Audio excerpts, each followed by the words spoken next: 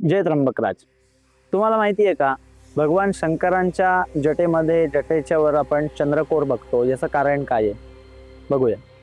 राजा दक्षाच्या शापामुळे चंद्राचा क्षय होत होता, म्हणून भगवान शंकराने चंद्राला आपल्या जटेमध्ये स्थान दिलं आणि त्यामुळे चंद्राला पुनर्जन्म लाभला.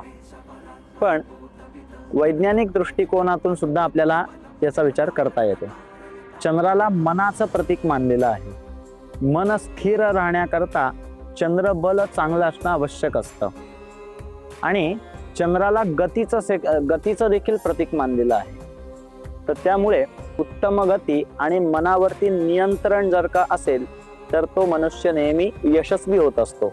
एक उपाय आपण आज बघूया. धत्तूर पुष्पै पूजया सर्वसिद्धिमवाप्नुयात, पुत्र लाभो भवेत् तस्य वंशश्चैव प्रवर्धते. शिवपुराणामध्ये आलेला हा श्लोक आहे. अर्थात शंकराला धोत्र्याचं फूल किंवा धोत्र्याचं फळ वाहिल्याने संतती सुख लाभते आणि आयुष्याची वृद्धी होते, सगळ्या सिद्धी प्राप्त होतात. जय त्र्यंबकराज.